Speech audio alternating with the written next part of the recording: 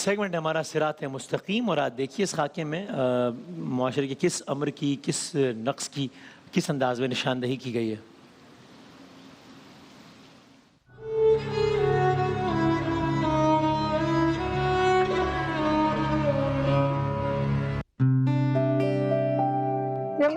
رکو، آج تو میں تمہیں پکڑ کے رہوں۔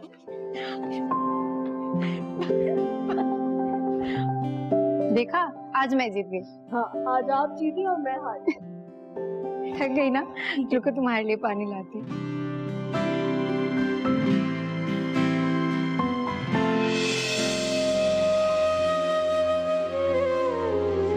کیا ہوا؟ نہیں کچھ بھی نہیں، یہ رکو۔ ابھی تو 7 بھی نہیں بجے، آپ اتنی پریشان کیوں ہیں؟ یہ گھڑی پھر سے رک گئی۔ آپ نئی گھڑی کیوں نہیں لے لیتی؟ نئی گھڑی؟ ہاں، ایک دن ضرور خریدوں گی میں نئی گھڑی۔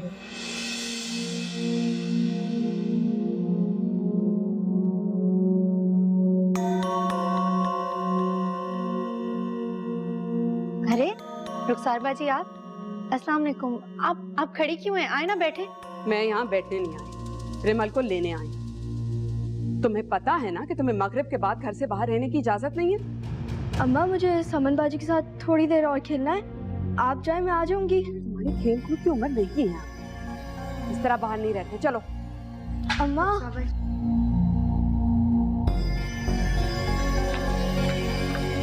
چلو۔ ارے مولانا، آپ بالکل پریشان مت ہو، جتنے آپ نے کہے ہیں کل صبح واٹر ڈسپینسر مدرسے میں پہنچ جائیں گے۔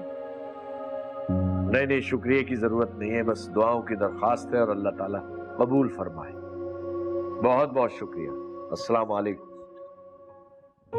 اسے سمجھائیں، بار بار ہمسائے میں جانے کی ضد کرتی ہے۔ مجھے اس کا سمن کے گھر جانا بالکل اچھا نہیں لگتا۔ بیٹا جب تمہاری ماں کو پڑوس میں جانا پسند نہیں ہے تو بیٹا تم کیوں جاتی ہو؟ ابا مجھے سمن آنٹی کے گھر مزہ آتا ہے اور سکون بھی ملتا ہے، آپ پلیز میرا وہاں جانا نہ روکیں۔ دیکھو بیٹا، اب تم بڑی ہو گئی ہو اور اس طرح پڑوس میں آنا جانا مناسب نہیں ہے۔ میں تو چاہتی ہوں کہ تمام ہمسایوں سے ہمارا ملنا جلنا ختم ہو جائے۔ سب کی نظر آپ کی کامیابی پہ ہی لگی رہتی ہے، ڈر لگتا ہے مجھے۔ ارے کچھ نہیں ہوتا، اللہ سب دیکھ رہا ہے، وہ سب اچھا کرے گا۔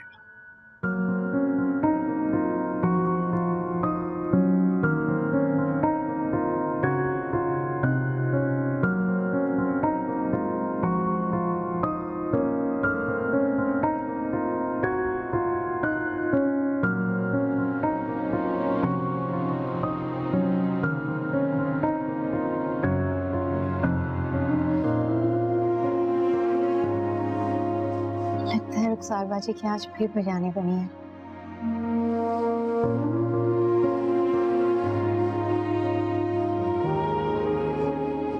شکر ہے خدا کا۔ بسم اللہ الرحمن الرحیم۔ ارے بھائی لیاقت، بھائی کہاں ہے تمہارا پک اپ؟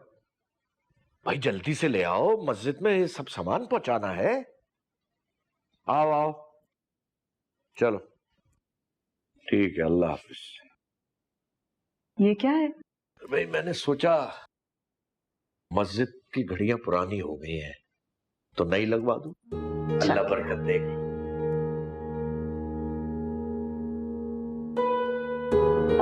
ابا ان میں سے ایک گھڑی میں لے لوں؟ بیٹا آپ کیا کرو گی اس گھڑی کا؟ وہ سمن آنٹی ہے نا، ان کے گھر کی گھڑی بار بار خراب ہو جاتی ہے، تو میں نے سوچا اگر میں ان کو یہ گھڑی دے دوں تو ان کی مشکل دور ہو جائے گی نا۔ اس لیے مجھے تمہارا وہاں جانا بالکل اچھا نہیں لگتا۔ وہ تمہارے سامنے اپنی غریبی کے رونے روتی ہے اور تم فوراً اس کی مدد کرنے کھڑی ہو جاتی ہو۔ نہیں اماں، ایسی بات نہیں ہے، اور دوسروں کی مدد کرنا تو اللہ تعالیٰ بھی پسند فرماتے ہیں۔ یہ بات میں نے ابا سے ہی سیکھی ہے۔ ابا ہر وقت مسجد اور مدرسے کی مدد کرتے رہتے ہیں، ان کو کچھ نہ کچھ دیتے رہتے ہیں، تو اگر ہم سمن آنٹی کو ایک گھڑی دے دیں تو اس میں کیا غلط بات ہے؟ جاؤ اپنے کمرے میں جاؤ۔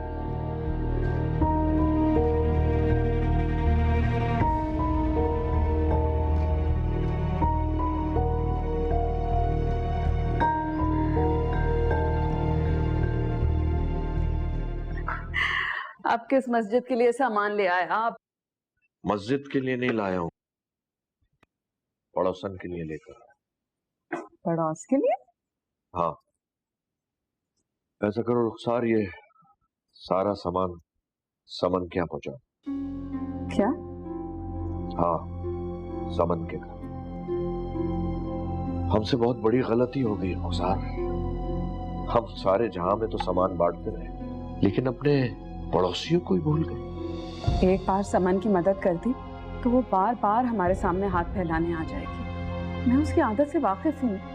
रुखसार 100 बार भी वो हाथ फैलाए ना, तो तुमने और हमने उसकी मदद करनी है। और वही क्या, मोहल्ले में जो भी पड़ोसी परेशान है, किसी चीज की जरूरत, हमारा फर्ज है हम उसकी मदद करें। लेकिन रुखसार, मेरे और अपने लिए जहन्नुम की आग को मत खरीदो। मेरे नबी पाक सल्लल्लाहु अलैहि वसल्लम ने फरमाया है कि जिसका पड़ोसी उससे बेजार है या वो किसी तकलीफ में है, तो वो सिर्फ जहन्नुम रसीद किया जाएगा।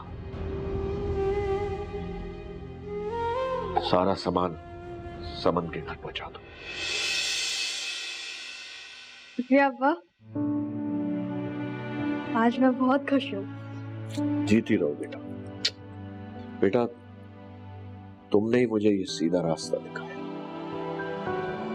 जाओ, अपनी अम्मा के साथ जाओ और ये सामान लेके जाओ। जाओ।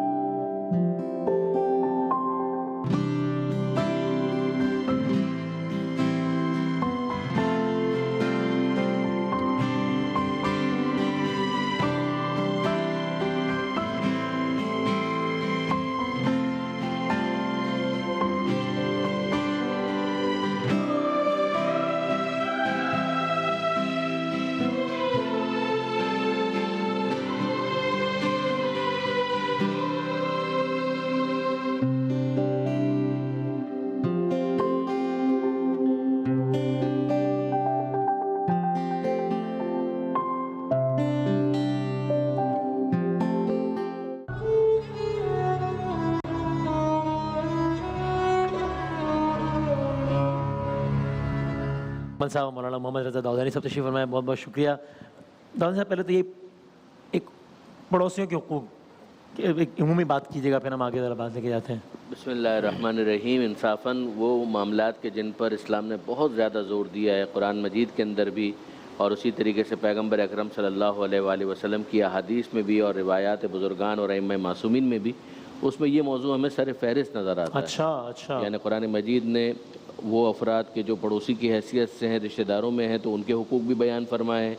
अगर वो थोड़े दूर के मामलात हैं तो लेकिन बहरहाल रिश्ते वो पड़ोस होने के एतबार से हैं, तो उनके भी हुकूक के ऊपर ज़ोर दिया है। इसी तरीके से मौला कायनात अमीरुल मोमिनीन अली इब्न अबी तालिब अलैहिस्सलातु वस्सलाम पैगम्बर अकरम के हवाले से नकल करते हुए अपनी वसीयत के अंदर ये इरशाद फरमाते हैं कि अल्लाह अल्लाह, मैं तुम्हें अल्लाह का खौफ दिलाता हूँ, अल्लाह का खौफ दिलाता हूँ तुम्हारे पड़ोसियों के बारे में, इसलिए कि ये तुम्हारे नबी की वसीयतों में से एक वसीयत थी। यानी खुद मौला वसीयत कर रहे हैं और उस मौके पर पैगम्बर अकरम की वसीयत को याद कर रहे हैं कि ये तुम्हारे नबी की वसीयत थी। इतना ज़िक्र किया उन्होंने पड़ोसियों के हुकूक के बारे में कि हमें यूँ लगने लगा था सयुवर्रिसुहुम, कि वो ये कहेंगे कि इन पड़ोसियों का विरसे के अंदर और मीरास में भी हक़ है। यानी आप जानते हैं कि मीरास के अंदर जो करीब के रिश्तेदार होते हैं उनका हक़ होता है। ताकि इतनी ताकीद की कि हमें ये लगने लगा। सिर्फ इतना एक इंसान अंदाज़ा करे कि पैगम्बर अकरम सल्लल्लाहु अलैहि वसल्लम फरमाते हैं, माँ आमना भी, मुझ पर ईमान ही नहीं लाया वो शख्स कि जिसने इस आलम में रात गुजारी कि उसका पेट तो भरा हुआ है और उसके पड़ोसी भूख के आलम में सो रहे हैं, तो वो समझ जाए कि अगर इल्म था और उसने उनके लिए कुछ नहीं किया तो फिर उसका मुझ पर ईमान से कोई ताल्लुक़ नहीं। ओहो। तो मुफ्ती साहब, यानी यही जिसकी निशानदेही इस खाके में भी हुई कि कभी कभी ये भी हम शायद कोताही बरत देते हैं कि हम باقی جگہوں پر بہت دیر ہوتے ہیں جو کہ ظاہر ہے بہت اچھی بات ہے، اور یا خاص میں یہاں تو مساجد وغیرہ کی بات بھی بہت اچھی بات، لیکن یہ کہ بالکل اپنے اطراف سے یا اپنے ماتحتوں سے بالکل بے خبر ہوتے ہیں اور باہر سارا سلسلہ کر رہے ہوتے ہیں۔ بسم اللہ الرحمن الرحیم۔ جی ہاں بالکل، یہ بالکل مناسب نہیں ہے، بلکہ ایک روایت کے مطابق اگر اس کا کوئی رشتہ دار غریب ہے اور انسان کوئی اور جگہ صدقہ کرتا ہے تو وہ صدقہ ہی قبول نہیں ہوگا، تو سب سے پہلے اپنے اطراف میں دیکھنا چاہیے۔ صحیح۔ ایک صحابی نبی کریم کے پاس آئے، رسول اللہ مجھے کوئی نصیحت کریں، سرکار نے فرمایا لا تغضب، تم غصے میں نہ آؤ۔ اچھا۔ دوسرے نے عرض کیا رسول اللہ مجھے کوئی نصیحت کریں، فرمایا کن محسنن، تم نیک ہو جاؤ۔ اچھا۔ اس نے کہا رسول اللہ مجھے کیسے پتہ چلے گا میں نیک ہو گیا؟ فرمایا جب تیرے پڑوسی تو کہیں گے نا تو نیک ہو گیا، تو اچھا ہے، تو تم اچھے ہو۔ یعنی ایک تو یہ پیمانہ بنا دیا۔ جی ہاں، ایک تو یہ پیمانہ کہ آپ اتنا اچھا رویہ رکھیں کہ آپ کے پڑوسی آپ کو اچھا کہیں، یہ اسی وقت ہوگا جب آپ رویہ ان کے ساتھ اچھا رکھیں گے۔ اور دوسرا جو یہ حدیث ہے معروف کہ نبی کریم صلی اللہ علیہ وسلم نے فرمایا کہ تمام مومن ایک جسم کی مانند ہے، ایک کو تکلیف پہنچتی ہے پورا جسم اذیت محسوس کرتا ہے، تو یہ ہمیں بھی اپنے اطراف میں اپنے پڑوسیوں کا خیال کرنا چاہیے۔ اور جس حضرت نے وہ روایت سنائی اسی سے متصل یہ بھی ہے، نبی کریم نے ارشاد فرمایا کہ جبریل امین مجھے پڑوسیوں کے بارے میں نصیحت کرتے رہے حتیٰ کہ مجھے گمان ہوا کہ شاید وارث ہی بنا دیں گے۔ تو اتنا زیادہ جب تلقین ہے تو یہ ہمیں اس پہ توجہ کرنی چاہیے، لیکن مسئلہ کیا ہوتا ہے کہ قریبی رشتہ دار اور قریبی پڑوسی یہ عمومی طور پر اجنبی ہوتے ہیں۔ یعنی اب تو ایسی صورتحال ہوگی نا کہ ہم نے اپنے آپ کو ایک زندگی کے دائرے میں بند کر لیا ہے، ہمیں نہیں پتہ ہوتا کہ پڑوسی کیا کر رہا ہے۔ یہ جو روایت میں نا کہ اگر تم بھوکا سو گئے اور پڑوسی بھوکا سو گئے تم پیڑ بھر کے، تو تم گویا کہ ایمان ہی نہیں لائے۔ اب آپ یہ سوال کر سکتے ہیں مجھے کیا پتا وہ بھوکا سو رہا ہے کہ سو رہا، یہ اصل میں حدیث اشارہ ہے اس طرف کہ اتنے کلوز ہو جاؤ کہ اس میں بتائے کہ میں آج کھا نہیں سکا ہوں، اتنے کلوز ہو جاؤ تمہیں بتائے تو تم اس کو کچھ دو۔ تو اس لیے یہ کوشش یہ ہونی چاہیے کہ قریبی رشتہ داروں کو، اور اب ہوتا کیا ہے کہ ہم کیوں نہیں دیتے، اس میں بعض اوقات یہ ہوتا ہے یار اس کو دیں گے نا یہ بھی ہمارے برابر کھڑا ہو جائے گا۔ یہ سر ابھی یہاں کا کہ کبھی ایک دفعہ دیں گے تو یہ تو برابر میں رہتا ہے، تو روزانہ آ جائے گا مانگنے کے لیے یار۔ یہ بھی ایک ہے، یہ بھی ہے، اور ایک یہ کہ ہم چاہتے ہیں کہ لوگ نا یوں ہاتھ پھیلاتے رہیں تو خاندان میں ذرا تھوڑا سا ایک ٹیکا رہتا ہے، اور ایک احساس برتری جو ہے وہ بوئے کمال لاتا ہے، اس سے نفس ذرا لذت محسوس کرتا ہے، تو اس لیے وہ دیتے نہیں ہیں، بہت ہی کم دیتے ہیں، بولتے تھوڑا دو زیادہ نہیں۔ اس کی عملی صورت کیا ہو سکتی ہے کہ یعنی کہ یہ ہو سکتا ہے مثلا کوئی تہوار آیا ہے، کبھی شب جمعہ ہے تو کسی تہوار کے موقع پہ گفٹس ایکسچینج کر لیے، کبھی شب جمعہ ہے تو آپ نے کوئی اور چیز کوئی کھانا پینا ہلکا تھوڑا سا زیادہ بنا لیا، وہ یعنی اس طرح کی عملی صورت ہو سکتی ہے؟ بالکل ہو سکتی ہے، بلکہ بہت سے محلوں کے اندر آج بھی یہ ٹرینڈ ہے۔ مثلا میں اپنے بچپن کو ریکال کرتا ہوں، کھارادر میں میرا بچپن گزرا ہے تو مجھے یاد ہے، حالانکہ غربت تھی، ایسا نہیں تھا کہ مثال کے طور پر سارے کے سارے ارب پتی اور کروڑ پتی، مگر اتنا اچھا ایک کلچر تھا کہ ایک دوسرے کے ساتھ شیئر کرنا، اگر کچھ پکایا ہے اور اس میں کوئی وہ ضروری نہیں کہ دال پکائی ہے، سبزی پکائی ہے، جو بھی ہے ایک رکابی یا ایک پیالے کے اندر تھوڑا سا برابر میں بھجوانا، یہ ایک عام، مجھے بھی یاد ہے، اور تھوڑا سا پلیٹ میں لے کے ہم جاتے تھے اور وہاں سے کچھ لے بھی آتے تھے روزانہ، اور اس سے کتنی محبتیں بڑھتی ہیں، دل قریب ہوتے ہیں، ایک دوسرے سے واقفیت بڑھتی ہے، محبتیں بڑھتی ہیں، تعلقات بہتر ہوتے ہیں۔ اس کے اندر یہاں تک میں آپ سے عرض کروں کہ تاکید احادیث کے اندر یہاں تک آئی ہے کہ جو تم پھل لے کر آ رہے ہو یا تو اس میں سے کچھ اپنے پڑوسیوں کے ساتھ شیئر کرو، اور اگر ایسا نہیں کر سکتے ہو تو پھر اہتمام کرو کہ تمہارا وہ پھل پڑوس کے بچے نہ دیکھنے پائیں، ایسا نہ ہو کہ ان کا دل ٹوٹے۔ اور اگر تم اپنے گھر میں لے کر آئے ہو اور پھر اس کے بعد تم نے اپنے بچوں کو دیا ہے تو پھر اس بات کا اہتمام کرو کہ وہ باہر جا کر اسے نہ کھائے، کہ اگر وہ کھا رہے ہیں اور دوسرے بچے دیکھ رہے ہیں تو ظاہر ہے کہ ان کا دل ٹوٹے گا۔ تو سب سے اچھا تو یہ ہے کہ کچھ نہ کچھ شیئر کرو۔ ایون یہاں تک کہا گیا کہ تمہارے گھر کے اندر اگر کچھ پک رہا ہے اور اس کی خوشبو اٹھ رہی ہے، اس کی مہک، اور دوسرے گھروں تک جا رہی ہے تو یا تو کچھ شیئر کرو ان کے ساتھ، ورنہ پھر اہتمام کرو کہ یہ مہک ہے، یہ خوشبو اس طرح سے ان کے گھروں میں نہ جائے کہ ان کے دلوں میں یہ بات آئے کہ وہ لوگ تو کھا رہے ہیں، ہم نہیں کھا پا رہے۔ یعنی یہ وہ سینسٹیوٹیز ہیں، حساسیتیں ہیں کہ آپ ذرا دیکھیں کہ اسلام اس کے اوپر کتنی زیادہ سینسٹیوٹی دکھاتا ہے، فوکس کرتا ہے۔ ایک حدیث میں اور گزارش کروں کہ جس کے اندر یہ ارشاد فرمایا کہ اگر کوئی شخص مر جائے اور اس کے 3 پڑوسی اس سے راضی ہوں، پھر اللہ تو یہ اس کی مغفرت کی ضمانت کے لیے کافی۔ 3 پڑوسیوں کا راضی رہنا اس کی مغفرت کی گارنٹی بن جاتا ہے۔ 3 پڑوسی یعنی آج کل کے زمانے میں کیا کہیں، مثلا کوئی بلڈنگ میں رہ رہا ہے تو 3 فلیٹ والے مطلب یعنی ہم آج اس کو اس طرح کہیں گے کہ کسی گھر میں رہ رہا ہے تو اطراف کے 3 لوگ اس ڈیفینیشن میں آئے گا. اور دوسرا یہ بتائیے گا کہ ایک پھر ذہن میں یہ بھی آتا ہے نا جس کی اس خاکے میں بھی نشاندہی کی گئی کہ جب اتنی قربت ہو جائے گی جس کا آپ نے تذکرہ کیا تو پھر وہ ہمارے مالی معاملات سے بھی واقف ہوں گے کہ اچھا ماشاء اللہ ہے تو بڑا اچھا ان کا سیٹ اپ ہے, تو نظر لگ جائے گی یہ ہو جائے گا وہ ہو جائے گا. جی یہ احتمالات تو ہیں ہی ہیں. یہ تو ضروری نہیں کہ کلوز آنے کے بعد بھی ہو, آدمی کے لائف اسٹائل سے ہی. آپ گاڑی لے کے نکلتے ہیں, بچے اچھے کپڑے پہنتے ہیں, شادی بیاہ میں گھر والے نکلتے ہیں تو عورتیں ایک دوسرے کو دیکھتی رہتی ہیں. یہ ویسے ہی کبھی کبھار تو بغیر دیے بھی محلے میں تو عورتیں آتی جاتی ہیں تو وہ اندازہ تو ہو جاتا ہے. تو نظر لگنے کے امکانات صرف اس کے ساتھ ہی کوئی وابستہ نہیں ہے یا اسی پر موقوف نہیں ہے, تو دیگر ذرا سے بھی ہو سکتا ہے. لیکن یہ ضروری ہے کہ جب آپ دل میں ذرا وسعت پیدا کر کے اور اپنی جو ایک ہمت اور استطاعت ہے اس پر بھی نظر رکھیں, یہ نہیں کہ بہت زیادہ ہی کریں, لیکن جب آپ تسلسل سے کرتے ہیں محبت بھی پیدا ہوتی ہے اور اللہ برکت دیتا ہے. میرے آقا صلی اللہ علیہ وسلم نے فرمایا کہ خدا کی قسم صدقہ کرنے سے تمہارا مال کم نہیں ہوگا. قسم کھا گیا, قسم سرکار نے یاد فرمایا. تو اس لیے یہ دینے سے کبھی کمی نہیں ہوتی, اللہ برکت دیتا ہے. وہ ایک بادشاہ تھا نا, وہ اس کا وزیر جو تھا قریبی بہت ہی محبت کرتا تھا, تو وہ لوگوں کو قرضے دیتا تھا. حاسدین پہنچ گئے بادشاہ کے پاس کہ بادشاہ سلامت کو پتہ ہے یہ کس شرط کے ساتھ قرض دیتا ہے. اس نے کہا کس شرط کے ساتھ؟ یہ کہتے ہیں, اس نے کہا کہ یہ کہتا ہے کہ جب بادشاہ مرے گا نا تو تم سے میں قرضہ یہ واپس لوں گا. اچھا یہ تو آپ کی موت کی باتیں کرتا ہے. تو بادشاہ نے پوچھا تو اس نے کہا حضور میں اس لیے کرتا ہوں تاکہ جب میں کہوں تو یہ آپ کو دعائیں دیں گے کہ اللہ بادشاہ کو لمبی زندگی عطا فرما, مرے گا تو ہمیں قرضہ لوٹانا پڑ جائے گا. تو وہ اس طرح دعائیں لیتا تھا. تو یہ دعائیں لینا بہت اچھی چیز ہوتی ہے. کسی کے کوئی اللہ جو ٹوٹے ہوئے دل والا ہوتا ہے نا, بہت ہی درد والا, خصوصاً سفید پوش, وہ جو دعا دے گا بڑے دل سے دعا دے گا. یقین کریں اتنی ترقیاں ہوتی ہیں کہ آپ تصور نہیں کر سکتے. بیچارے بعض غریب ایسے ہیں جو اپنے عزت نفس کچھ کہہ بھی نہیں سکتے کسی کو لے کر اور مطلب ایک خاندانی غیرت کی وجہ سے ہاتھ نہیں پھیلا پاتے, لیکن اتنے پریشان ہوتے ہیں جب آپ بغیر مانگے ان کی امداد کرتے ہیں تو پھر ان کی زبان نے ان کا دل پھر اللہ تعالیٰ کی بارگاہ میں مقبول ہوتی ہے. کیا کہیں سر, کنکلوڈ کرتے ہیں. میں نے مطلب آپ لوگوں کے کہنے کے اوپر, اور ظاہر ہے لوگ بھی ماشاءاللہ بہت ہی کرتے ہیں, تو ترجمہ میں قرآن کا پڑھ رہا تھا تو میں نے اس میں ایک آیت کا ترجمہ دیکھا, میں نے اس کو مارک کر لیا اور میں نے باقاعدہ پھر فون کر کے کچھ علماء سے پوچھا کہ کیا اس کا یہی مطلب ہے. صدقے کے حوالے سے آیت اس کا ترجمہ یہ تھا کہ ہم نے تمہیں جو مال عطا کیا ہے اس میں سے اگر تم دو تو یہ, یعنی میں نے پوچھا سوال یہ کہ اس کا مطلب ہے کہ یہ والا تو کوئی کانسیپٹ تیرا میرا مال کی تو کوئی کہانی نہیں ہے, لکھا ہے نا ہم نے تمہیں جو مال عطا کیا ہے اس میں سے اگر دے دو. کیونکہ ساری خرابی سو جاتی ہے, ہم سوچتے ہیں کہ یار یہ میرے پاس ابھی اتنے لاکھ ہیں, اب میں اتنے لاکھ میں دے دوں گا تو پھر تو اتنے لاکھ بچ جائیں گے. جب سوچ ہی ہو کہ بھائی میرا ہے ہی نہیں ہے تو مجھے آگے سے ملا ہوا ہے, اس میں تو تھوڑا سا دے رہا ہوں میں. تو ساری تو مجھے ایسا لگا کہ قرآن نے صدقے کے حوالے سے اپروچ ہی الگ بتائی ہے کہ بھائی آپ کا مال ہے ہی نہیں, ہم نے آپ کو دیا, اس میں سے آپ نے آگے دے دیں. جو بالکل جیسا مفتی صاحب نے بھی حدیث بھی ارشاد فرمائی, اس کے اندر بھی یہی بات تھی.